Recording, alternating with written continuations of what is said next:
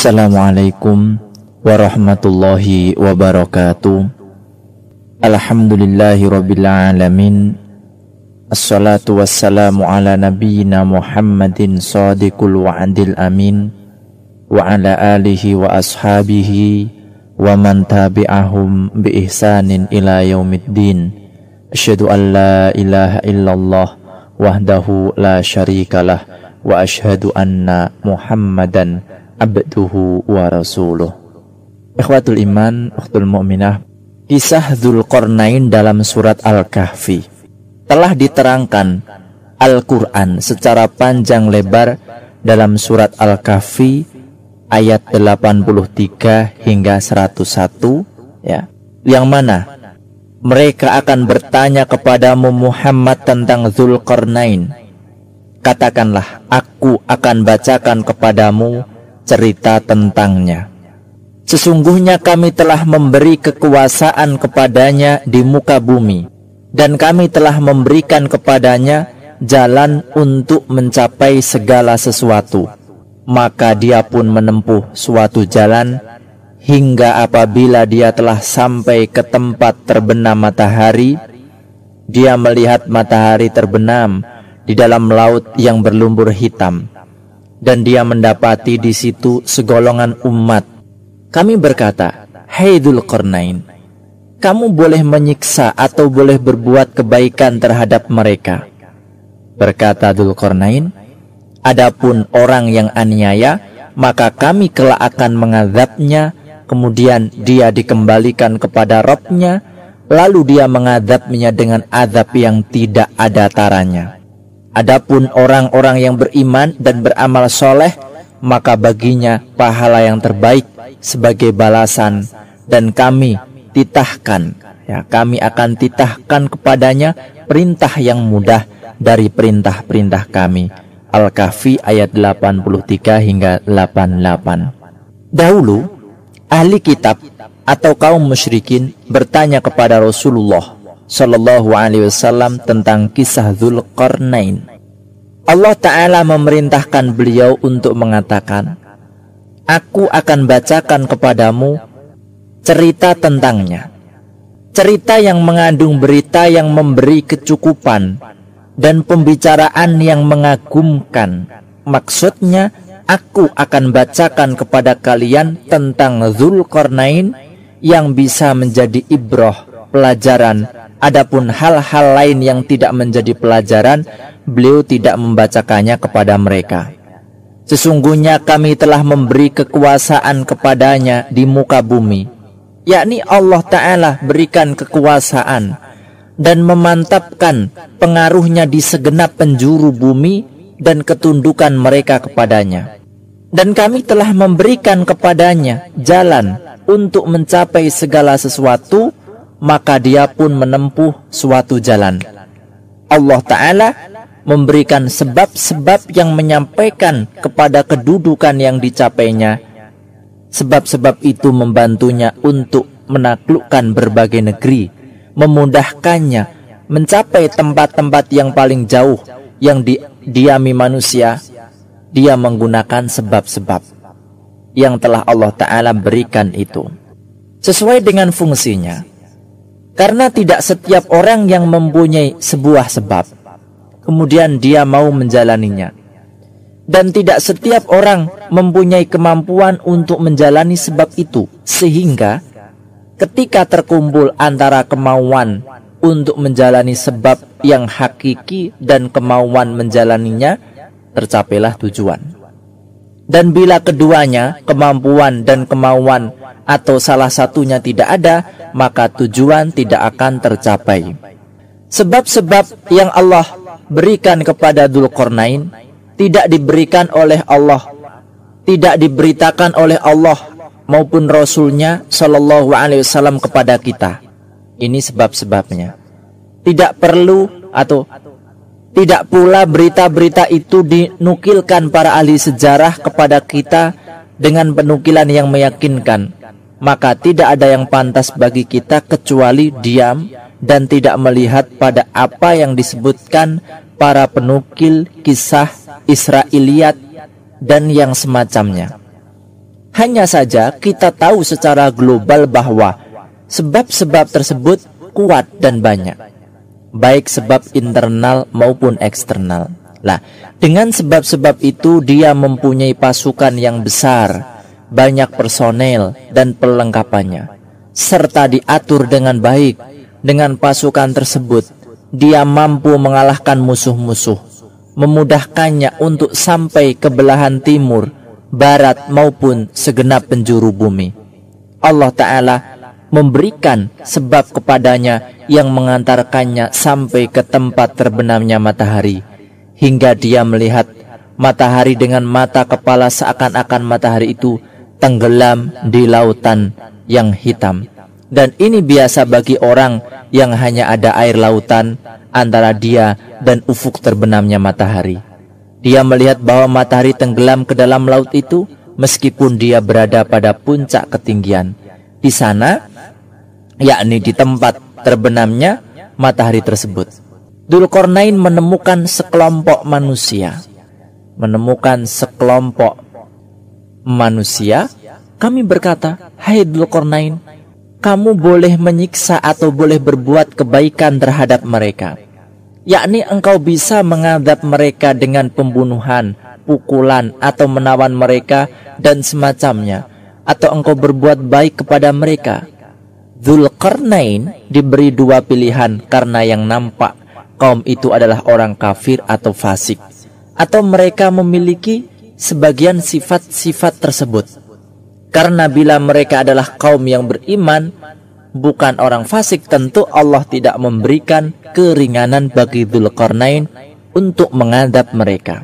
Ini menunjukkan bahwa Dzulqarnain memiliki as-siyasah syar'iyyah yang menjadikannya berhak dipuji dan disanjung karena taufik yang Allah berikan kepadanya. Dia lalu berkata, "Aku akan menjadikan mereka dua bagian. Adapun orang yang aniaya, yakni kafir, maka kami kelak akan mengadabnya. Kemudian dia dikembalikan kepada Rabb-Nya. Lalu dia mengadabnya dengan azab yang tidak ada taranya.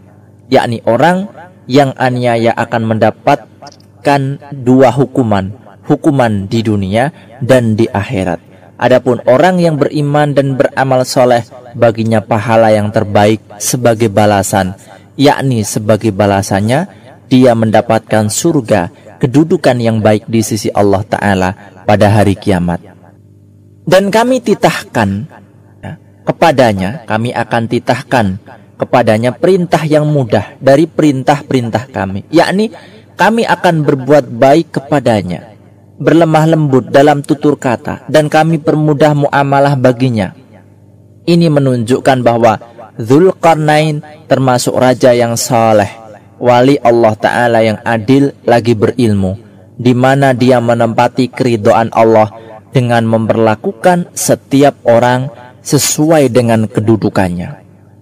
Kemudian dia menempuh jalan yang lain hingga apabila dia telah sampai ke tempat terbenam matahari sebelah timur, sampai ke tempat terbit matahari maksudnya sebelah timur, dia mendapati matahari itu menyinari segolongan umat yang kami tidak menjadikan bagi mereka sesuatu yang melindunginya dari cahaya matahari itu. Demikian, dan sesungguhnya ilmu kami meliputi segala apa yang ada padanya. Kemudian dia menempuh suatu jalan yang lain lagi hingga apabila dia telah sampai di antara dua buah gunung, dia mendapati di hadapan kedua bukit itu suatu kaum yang hampir tidak mengerti pembicaraan. Mereka berkata, "Hai Dzulqarnain, sesungguhnya Ya'juj dan Ma'juj itu orang-orang yang membuat kerusakan di muka bumi. Maka dapatkah kami memberikan sesuatu pembayaran kepadamu supaya kamu membuat dinding antara kami dan mereka?" Dzulqarnain berkata, "Apa yang telah dikuasakan oleh Rabbku kepadaku terhadapnya adalah lebih baik. Maka tolonglah aku dengan kekuatan manusia dan alat-alat agar aku membuatkan dinding antara kamu dan mereka. Berilah aku potongan-potongan besi, hingga apabila besi itu telah sama rata dengan kedua puncak gunung itu, berkatalah Dzulqarnain, tiuplah api itu, hingga apabila besi itu sudah menjadi merah seperti api, dia pun berkata, berilah aku tembaga yang mendidih agar kutuangkan ke atas besi panas itu. Maka mereka tidak bisa mendakinya dan mereka tidak pula bisa melubanginya. Dzulqarnain berkata, ini dinding adalah rahmat dari Rabbku, maka apabila telah datang janji Rabbku, dia akan menjadikannya hancur luluh, dan janji Rabbku itu adalah benar. Al-Kahfi ayat 89 ya hingga 98. Ini ikhwatul iman. Maksudnya Dzulqarnain mendapati matahari terbit di atas komunitas manusia yang tidak memiliki pelindung dari sinar matahari. Bisa jadi karena mereka tidak menyiapkan tempat tinggal, karena mereka masih liar, tidak beradab dan nomaden. Atau bisa juga karena matahari selalu berada di atas mereka, tidak pernah tenggelam. Sebagaimana hal ini terjadi di wilayah Afrika Timur bagian selatan. Dzulqarnain telah sampai kepada suatu tempat yang belum pernah diketahui penduduk bumi. Terlebih pernah mereka datangi secara fisik dengan tubuh mereka. Namun demikian, ini semua terjadi dengan takdir Allah Ta'ala kepada Dzulqarnain dan pengetahuannya terhadap hal itu. Oleh karena itu, Allah Ta'ala berfirman, demikianlah dan sesungguhnya ilmu kami meliputi segala apa yang ada padanya. Al-Kahfi ayat 91. Yakni kami mengetahui kebaikan dan sebab-sebab agung yang ada padanya, dan ilmu kami bersamanya kemanapun ia menuju dan berjalan. Ikhwatul iman rahimakumullah. Dalam surat Al-Kahfi ayat 92 hingga 93, kemudian dia menempuh suatu jalan yang lain lagi hingga apabila dia telah sampai di antara dua buah gunung, dia mendapati di hadapan keduanya suatu kaum yang hampir tidak mengerti pembicaraan. Para ahli tafsir berkata, Dzulqarnain pergi dari arah timur menuju ke utara. Sampailah dia di antara dua dinding penghalang. Kedua dinding penghalang itu adalah rantai pegunungan yang dikenal pada masa itu, yang menjadi penghalang antara Ya'juj dan Ma'juj dengan manusia. Di hadapan kedua gunung itu, dia menemukan suatu kaum yang hampir-hampir tidak bisa memahami pembicaraan karena asingnya bahasa mereka dan tidak cakapnya akal dan hati mereka. Dan Allah Ta'ala memberi Dzulqarnain sebab-sebab ilmiah yang dengannya bahasa kaum itu menjadi bisa dipahami dan dia memahamkan mereka. Dia bisa berbicara kepada mereka dan mereka pun bisa berbicara kepadanya. Mereka kemudian mengeluhkan kejahatan Ya'juj dan Ma'juj kepada Dzulqarnain. Mereka merupakan dua umat yang besar dari keturunan Adam alaihissalam. Kaum itu berkata, sesungguhnya Ya'juj dan Ma'juj itu adalah itu orang-orang yang membuat kerusakan di muka bumi, yaitu dengan melakukan pembunuhan, perampokan, dan lain-lain. Maka dapatkah kami memberikan sesuatu pembayaran kepadamu, yakni upah, supaya kamu membuat dinding antara kami dan mereka? Hal ini menunjukkan ketidakmampuan mereka untuk membangun dinding penghalang, dan mereka mengetahui kemampuan Dzulqarnain untuk membangunnya.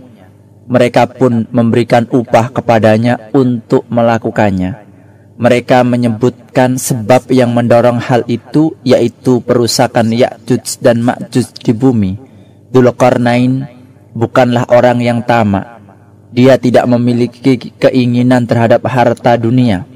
Namun dia juga tidak meninggalkan perbaikan kepada rakyat. Atau perbaikan keadaan rakyat maksudnya. Bahkan tujuannya adalah perbaikan, sehingga dia memenuhi permintaan mereka karena kemaslahatan yang terkandung di dalamnya. Dia tidak mengambil upah dari mereka. Dia bersyukur kepada Rabb-nya atas kekokohan dan kemampuannya. Dzulqarnain berkata kepada mereka, apa yang telah dikuasakan oleh Rabb-ku kepadaku adalah lebih baik. yakni lebih baik daripada apa yang kalian berikan kepadaku.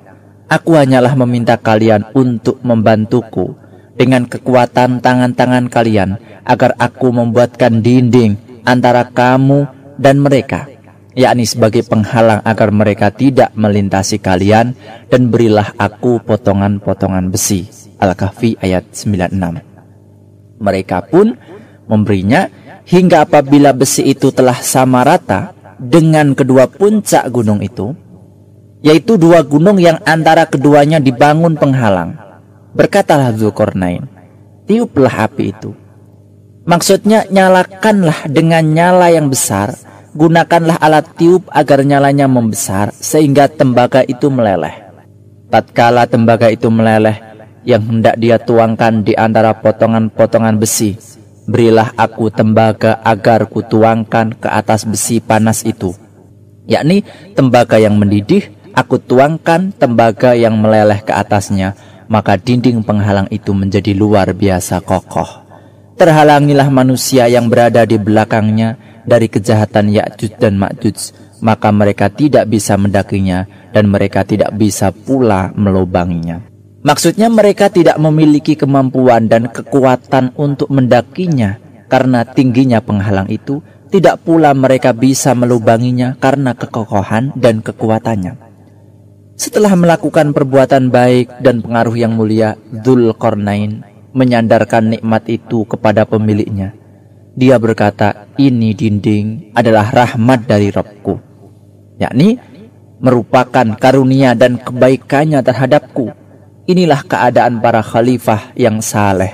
Bila Allah Ta'ala memberikan nikmat-nikmat yang mulia kepada mereka, bertambahlah syukur, penetapan dan pengakuan mereka akan nikmat Allah Ta'ala, sebagaimana ucapan Sulaiman alaihissalam ketika singgasananya Ratu Saba tiba di hadapannya dari jarak yang sedemikian jauh. Ini termasuk karunia Rabbku untuk mencoba aku apakah aku bersyukur atau mengingkari akan nikmat-nikmatnya. Surat An-Naml ayat 40. Ini berbeda dengan orang yang congkak, yang sombong, merasa tinggi di muka bumi.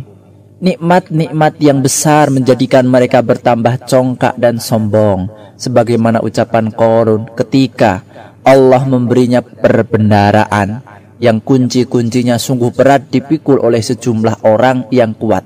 Dia berkata, sesungguhnya aku hanya diberi harta itu karena ilmu yang ada padaku.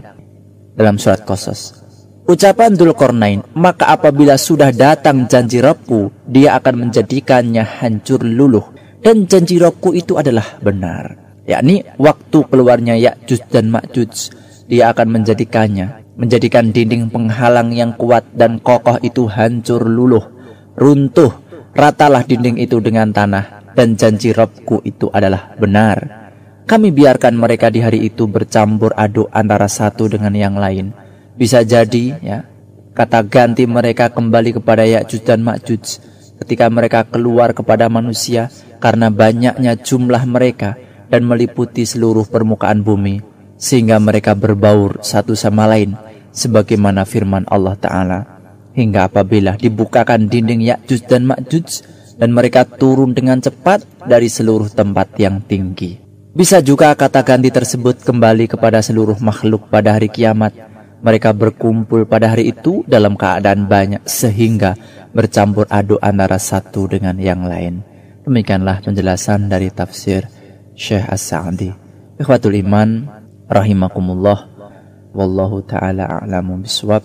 Subhanakallahumma wa bihamdik, asyhadu an la ilaha illa anta, astaghfiruka wa atubu ilaik. Wa sallallahu ala Muhammadin wa ala alihi wa sahbihi wa sallam. Wassalamualaikum warahmatullahi wabarakatuh.